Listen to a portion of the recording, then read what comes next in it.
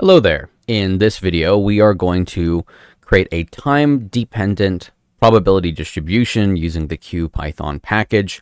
Time-dependent distributions can be important for arrivals when you're trying to capture something like seasonality or certain times of day or certain just sections of time for whatever reason have different probabilities for getting different rates of arrivals.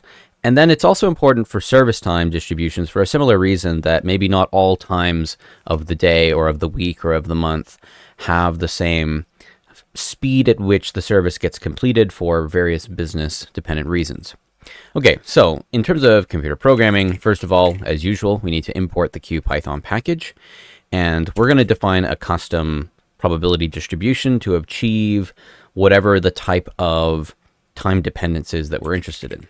So we'll go class, and we'll just call this time dep for now, or time dep dist perhaps. Sure. And we'll go q.dists, and then we need to subclass from the distribution class.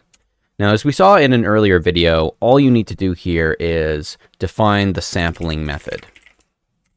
So sample, it's a instance method, so it's going to need to take self. It's going to take t, the time, and it's going to also take ins for individual. Now, we're going to come back to individual another time when it comes to simulating state-dependent distributions, but for the moment, we're going to focus on time. For the moment, we're going to focus on time. So let's say, for the sake of argument, that if t modulo 24 is less than 8, maybe we're starting our clock as a 24-hour clock, and that we are dealing with time equals 0 happens to exactly coincide with midnight. And so here t is like t modulo 24 is basically the time of the day. And maybe if that's earlier than 8, then the next arrival won't occur until, I don't know, let's just say 3 hours later, for whatever reason. Now, otherwise, let's do t modulo 24 is less than noon. Then the inter-arrivals are, oops, my Rust brain forgets that I need to put return statements. Okay, so then we'll have maybe a return of a rate of maybe every 60th of an hour. So every minute is a new arrival. And let's say that if it's, if t is, actually that's probably good for just some examples of conditional branches. And then we need to return something no matter what. That has to be a non-negative float. So otherwise, let's just say it's an hour. Now, is this highly realistic? No. I mean, you'd want to think about what the real business logic needs to be. But the point here is just to illustrate that t being the time, that you can make functions of t and return different inter-arrival times for how much time until the next event in terms of the next arrival into the system, or for how long a given service is going to take. You can create all kinds of different business logic and rules. So maybe to get a sense of what this distribution looks like over time, let's collect some samples. So let me see. I think it might make sense to go samples, and we'll just take a sample for, yeah, let's go and get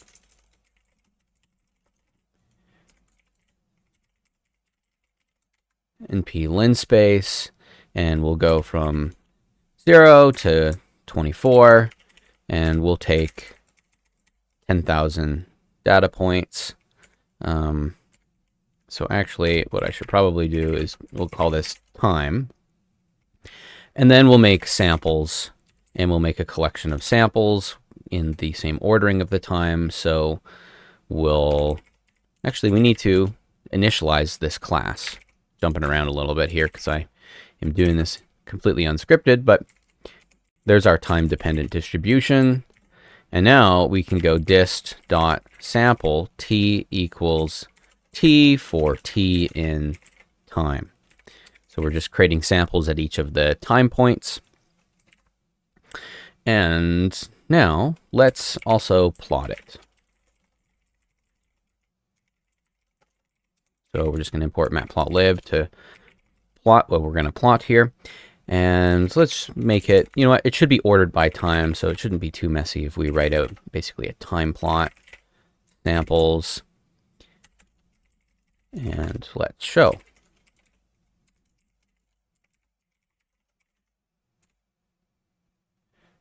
An error, missing a positional argument individual. Yes, so it's good to put default values on what you don't care about. Even here, we could probably put a default value of 0 if we wanted to, or none. But in this case, we'll do 0. That's more of a Python thing than a Q thing. There we go. So we get this kind of unusual curve that we've created. Technically, it's not a curve if we're talking about differential geometry, but it is this kind of step function where, depending on the time of the day, the inter-arrival time of the next unit of service is going to change. Now, we could have put in all kinds of different things, and I think that's the point I really want to stress, is not that this example is like the thing that you would really want for your simulation, but rather to show that you really can put in whatever logic you like involving time. Maybe just to make one more modification to this example, what if we're just talking about a much simpler, straightforward function? Let's take the sine value, and let's square it, and let's add 1, just so we get some kind of periodic wave behavior. And there's our sine wave. Well, more or less, square of the sine plus 1. So that's that would be a system where maybe the arrival times are oscillating back and forth, which is very common for systems where humans are involved, because we structure our days and structure our weeks and months according to calendar, and we schedule a lot of things periodically. And so it's not entirely unusual to see some kind of periodic behavior, although it may not be exactly this function. Hopefully that gives you a further sense of having time-dependent or time-dependent sampling distributions for either arrivals or service times. So with that, I hope that's useful for you in modeling some of the non-stationary processes that are involved in real-world systems, and I will catch you in the next video. Have a good one.